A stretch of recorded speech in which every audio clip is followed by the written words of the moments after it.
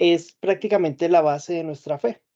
Hablábamos de que esos dos protagonistas fueron la Iglesia y el Espíritu Santo, y que realmente el libro de los Hechos nunca mostró como protagonista a un Pablo, a un Pedro, aunque ellos aportaron bastante al crecimiento de la iglesia. Realmente la Biblia siempre nos habló de que el crecimiento debería ser unánime, debería ser a través de que toda la gente tuviese la capacidad y tuviese la oportunidad de crecer en conjunto. Entonces, encontramos que hace 8 días veíamos que la iglesia evolucionó en cuanto a sus miembros, crecieron bastante, tuvo más recursos. Además de eso, hubo 5 ministerios que se establecieron. De pronto, para los que no los conocen, hubo ministerio de pastorado, maestros, hubo profetas, hubo evangelistas y hubo apóstoles, que son los 5 ministerios que se fundamentaron en la iglesia. Y además de eso, Pablo, en una de las cartas a los Corintios, insistió, eso es 1 Corintios 10:1, que siempre hubiese armonía, no divisiones, un mismo parecer y unidos en un mismo pensamiento y en un mismo propósito. Y el propósito, al final del tema, veíamos que era afectar al mundo y que todos conocieran a Jesús como Señor y Salvador. Eso fue lo que vimos hace 8 días, como un recorderis. Hoy vamos a continuar con la segunda parte de este tema, donde vamos a aprender algo muy particular, y fue la forma o es la forma como la iglesia creció.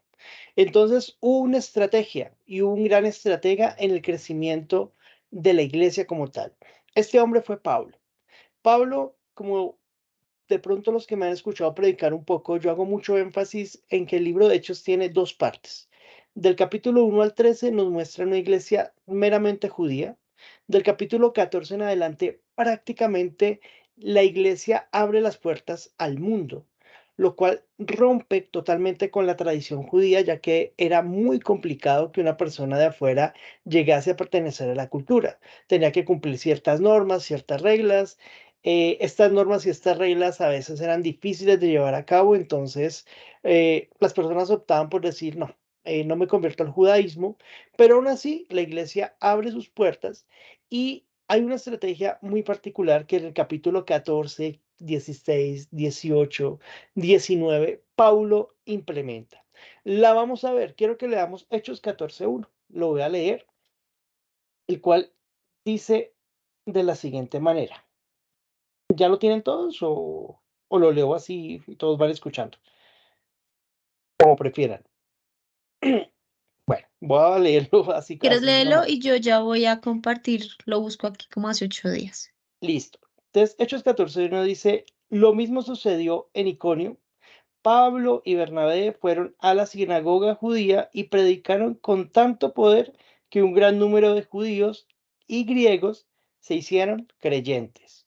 Mírenlo cómo comienza el versículo. Dice, lo mismo sucedió en Iconio. Si ustedes se vuelven al capítulo 13, era la misma estrategia. ¿Cuál es la estrategia de Pablo? Lo primero es que llegaban a una ciudad que no conocía del Señor, una ciudad que a lo mejor ellos tenían en el radar que había una sinagoga. Recuerden que las sinagogas eran esos sitios donde se reunían los judíos a compartir pensamientos, y donde se reunían a estudiar en cierta manera la Torá. Eso era una sinagoga. Entonces, Pablo ya tenía una estrategia que el Espíritu Santo había enmarcado. Primero, vayan a la sinagoga. Es un sitio donde sencillamente era los centros de reunión espiritual de la gente. Y allí Pablo compartía. Pero ojo, aquí vamos a desprender el primer pensamiento que quiero que usted se lleve para su casa. Este es sencillamente que Pablo compartió a todos. Pablo no se centró única y exclusivamente en las personas que tenían necesidad. A veces nosotros pensamos o creemos que las personas que tienen necesidad son aquellas o son las únicas que se podrían acercar a Cristo. Y no es así. Pablo dice aquí la Biblia que le compartió a judíos y a griegos. De una u otra forma, el propósito de la iglesia era que, sin importar su cultura y sin importar su origen, todos conocieran de Cristo como Señor y Salvador. Y ojo, esto es súper importante. ¿Por qué? Porque nosotros a veces estamos un poco limitados. Nosotros solamente predicamos o le hablamos a aquellas personas que de pronto tienen una necesidad. A Pablo eso no le interesaba. Para Pablo todos tenían necesidad. Así fueran ricos, así no tuvieran plata, así de una u otra manera esas personas tuviesen otros dioses. A Pablo le interesaba era que cierto grupo de personas escucharan la palabra de Dios y de esta manera todos se transformasen y todos se convirtiesen al cristianismo. Entonces, mira la estrategia número de Pablo, llegar a sinagogas. Y la segunda estrategia era muy curiosa, porque Pablo llegaba siempre a casas de creyentes. Y en estas casas de creyentes, Pablo enseñaba y predicaba con el ejemplo. Y esto lo vemos, si ustedes lo quisieran estudiar, más adelante lo pueden ver con la vida de Timoteo. La mamá de Timoteo albergó a Pablo y después Timoteo quiso acompañar. La mamá de Timoteo tenía una característica, era judía, el papá de Timoteo era griego. Entonces, a pesar de que las dos culturas pueden chocar, Timoteo tomó lo mejor de ambas para ir a acompañar a Pablo e ir a otras ciudades a establecer iglesias. Entonces, eso es una gran enseñanza, porque nosotros estamos muy limitados a que solamente hablamos del Señor Jesús a aquellos que tienen necesidad, cuando nuestro propósito y nuestra meta sería enseñar con el ejemplo como lo hacía Pablo, pero además de esto, compartir sin importar a quién. ¿Listo? Entonces, esta estrategia de Pablo nos sirve porque Pablo no centró sus discursos en sus metas personales. Poco Pablo habla de él mismo en el libro de los Hechos y Lucas enmarca que Pablo nunca hablaba de él. Sencillamente, Lucas, que es el escritor de Hechos, nos dice que Pablo iba y hablaba a las sinagogas y enseñaba del Señor Jesús. Yo creo que miremos lo que dice Hechos 16:22, como para que nos hagamos una pequeña idea de lo que Pablo trataba de darle al pueblo o dar en sus enseñanzas. Ojo, como no tenía intereses personales, Pablo quizás de tanto predicar tenía miedo. ¿Y por qué? Hablar de la palabra de Dios en aquella época sí daba miedo. Hoy por hoy puede dar vergüenza. Puede que a uno le hagan un meme, puede que se burlen de uno, puede que le digan a uno hasta loco, pero de ahí no pasa. Mira lo que sucedía en aquella época. En Hechos 16:22 dice, enseguida se formó una turba contra Pablo y Silas, que era su compañero, y los funcionarios de la ciudad ordenaron que les quitaran la ropa y los golpearan con varas de madera. Entonces, ya la cosa subía de nivel. Ya no solamente era la vergüenza de quedar desnudos, sino que eran golpeados. Y si seguimos ahondando y ustedes van a Hechos 17:5, fíjense lo que dice. Entonces ciertos judíos tuvieron envidia y reunieron a unos alborotadores de la plaza del mercado para que formaran una turba e iniciaran un disturbio, atacaran la casa de Jasón en busca de Pablo y Silas a fin de sacarlos a rastras y entregarlos a la multitud. O sea, Pablo se estaba quedando en la casa de un creyente llamado Jasón o Jason, no sé la pronunciación en este momento, pero ¿qué pasaba? Que la multitud iba a atacar esa casa.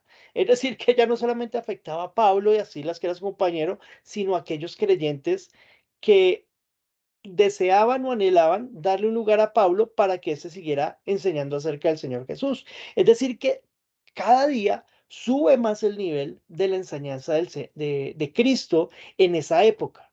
Por eso les digo, los tiempos han cambiado y aunque nosotros no tenemos este tipo de persecución, somos miedosos al hablar del Señor. Somos miedosos y demasiado cuidadosos en decir principios y valores que el Señor ha establecido. Y no debería ser así. Miremos un último ejemplito. Ahí, Hechos 18:9. En Hechos 18:9, mira lo que le pasó al pobre Pablo. Una noche el Señor le habla a Pablo en una visión. No tengas miedo, habla con libertad, no te quedes callado, pues yo estoy contigo y nadie te atacará ni te hará daño, porque mucha gente de esta ciudad me pertenece. Entonces, aquí tenemos una particularidad. Si ustedes ven en los capítulos anteriores, Pablo ya venía arrastrando el miedo. Porque el Señor no le va a decir no tengas miedo cuando pues Pablo si no le interesara. El Señor tuvo que animar a Pablo, tuvo que decirle tranquilo, no se preocupe, yo voy a estar con usted. Quizás ya Pablo arrastraba miedo. Y ese quizás es el miedo que nosotros arrastramos. Ah, es que otra vez se van a reír de mí, otra vez me van a avergonzar. Pero no debería ser una excusa.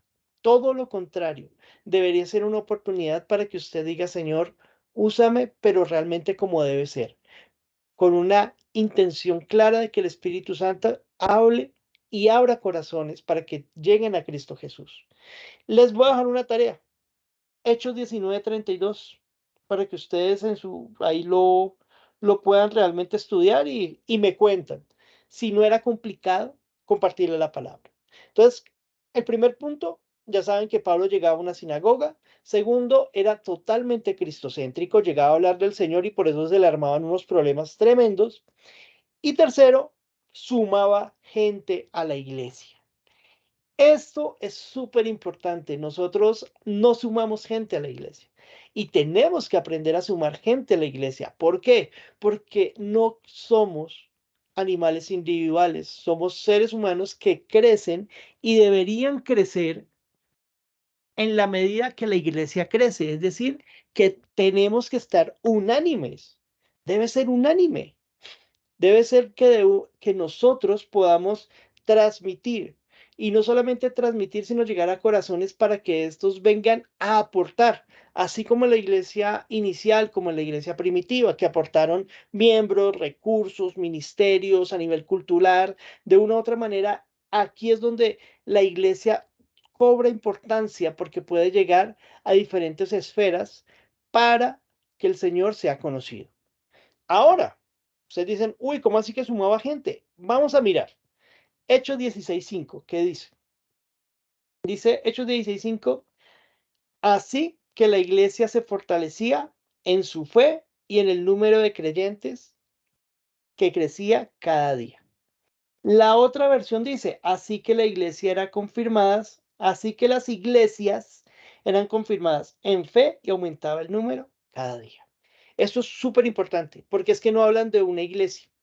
No hablan, ojo, de Hechos 16 a Hechos 25 se formaron cualquier cantidad de iglesias, pero aquí en este versículo nos da a entender que no era una sola iglesia, eran muchas iglesias en diferentes lugares, pero dicen que así que las iglesias en plural crecían. ¿Y en qué crecían? En su fe y en número de creyentes. ¿Por qué se da todo esto? ¿Por qué y a qué vamos con esto como enseñanza personal? A que se vuelve súper importante preocuparnos por el estado y la salud espiritual de todos los miembros de la iglesia. Usted debe preocuparse por su compañero. Usted debe preocuparse por la necesidad que él tiene. Usted debe preocuparse por si su compañero tiene algo en su corazón que no lo deja estar tranquilo. Usted debe preocuparse porque su compañero crezca.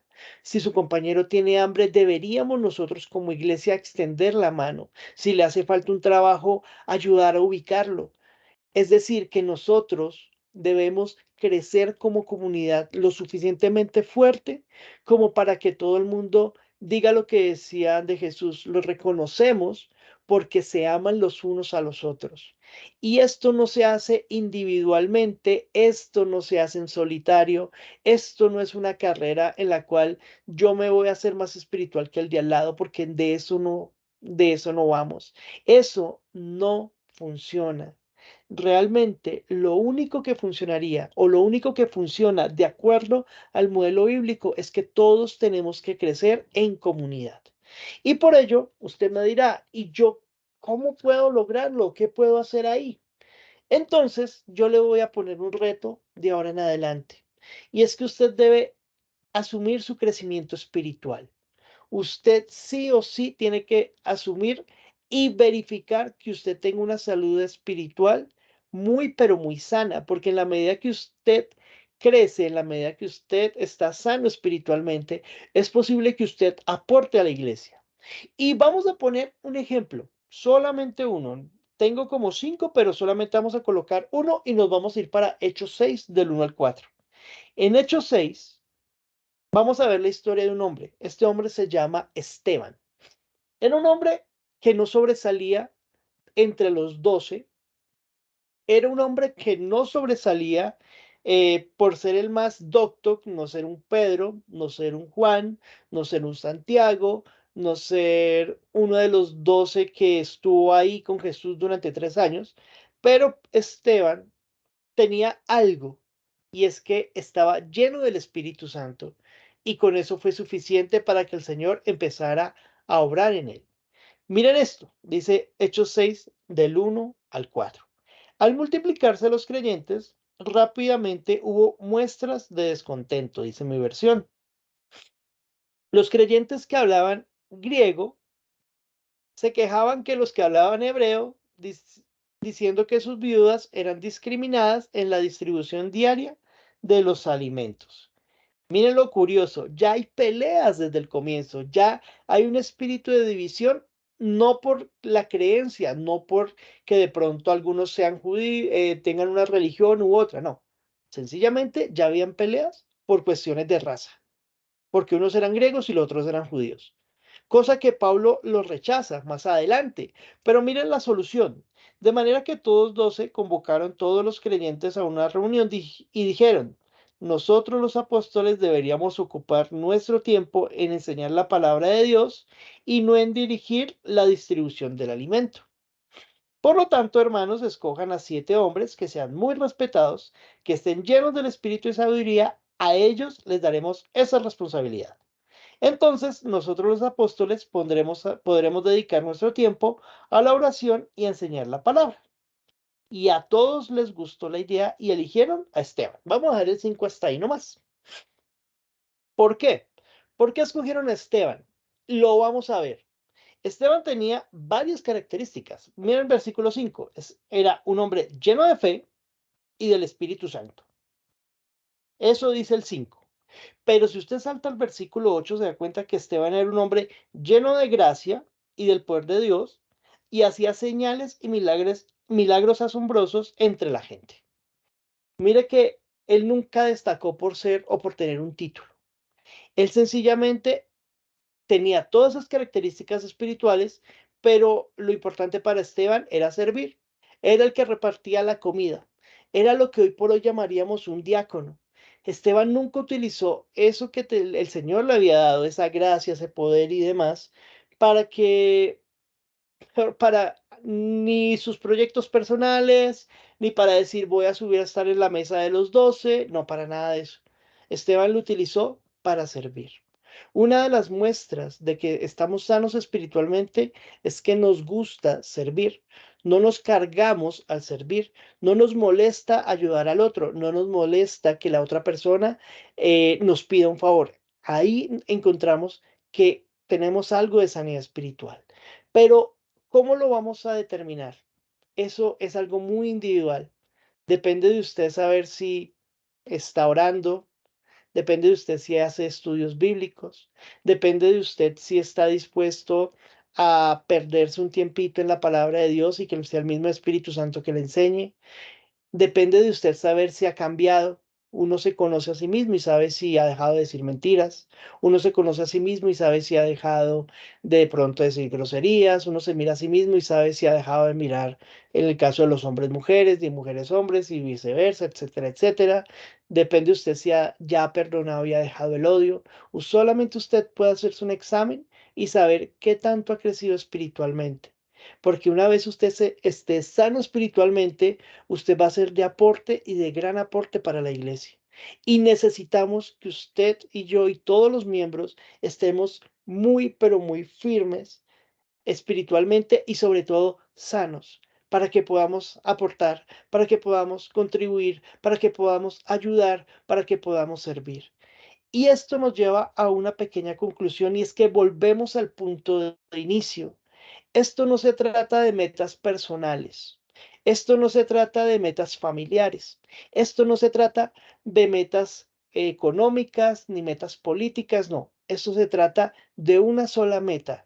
Y nos devolvemos al inicio, al último versículo que vimos la vez pasada, que es sencillamente necesitamos que el propósito de la iglesia sea volver a mostrar a Cristo como Señor y Salvador.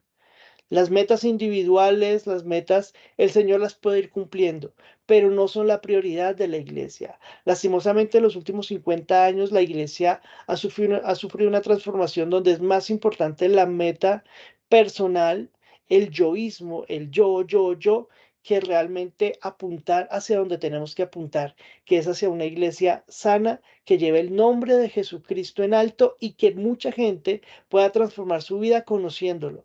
Y ojo, no estoy hablando solamente de aquellos que tienen necesidad, estoy hablando de gente que realmente esté en todas las esferas para que el nombre del Señor llegue a todo el mundo. Si hay mucha gente que me dice, yo me quisiera meter al mundo político y enseñar de Cristo.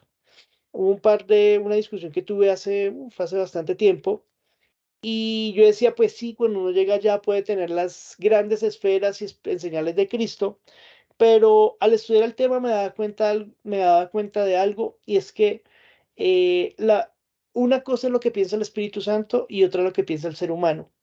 Pablo pudo haber utilizado su influencia como fariseo. Jesucristo pudo haber utilizado su influencia con la esposa de Pilatos. Y así, si ustedes se ponen a analizar un poquito la Biblia, se dan cuenta de que había gente que estaba en la posibilidad y en la capacidad de hacer influencia a nivel político, a nivel social, a nivel económico, pero eso no era lo importante. Lo importante era lo que el Espíritu Santo apuntaba, lo que el Espíritu Santo mostraba y hacia dónde se dirigía la iglesia. Por ello, mi invitación es hoy es muy clara y es muy puntual, y es que tenemos que examinarnos para estar sanos espiritualmente, para que la iglesia no se convierta en el camino que asisto, que voy y demás, para que el Señor de una u otra manera cumpla mis metas personales, porque así no funciona. Funciona al contrario, mis metas personales se van a ir cumpliendo en la medida que estoy sano espiritualmente y hago que la iglesia sea un gran proyecto para que todo el mundo conozca de Cristo. Si ustedes quieren ahondar en estos temas y quieren ver la transformación de la iglesia a través de la profecía, yo los invito a que lean de pronto Apocalipsis 2 y 3 y hagan un buen estudio de ello. Ello les va a mostrar el por qué a día de hoy la iglesia se ha ido transformando, se ha ido dañando y todo se ha dado por causa del ego, del yo. Entonces, esta es una invitación para finalizar. A mí me gustaría que todos el día de hoy, si somos y quisiéramos realmente tener una vida sana espiritualmente, empecemos diciéndole al Señor, perdóname, pero lo segundo, vuelvo e insisto, acompañemos a aquella persona que está orando para estas peticiones. Las peticiones es prácticamente el clamor que tienen algunos por una necesidad muy específica. Pongámonos en los zapatos de esas personas, oremos por ellos y que sus problemas sean mis problemas, que sus necesidades sean mis necesidades y de esta manera empecemos a ser unánimes, empecemos a ser uno en el espíritu. Entonces, quiero invitarles a que cierren sus ojos, inclinen su rostro y vamos a empezar con las peticiones del Coyabi. Así es, Padre Santo, gracias por esta enseñanza que nos das el día de hoy. Gracias, Señor, porque mueves nuestro corazón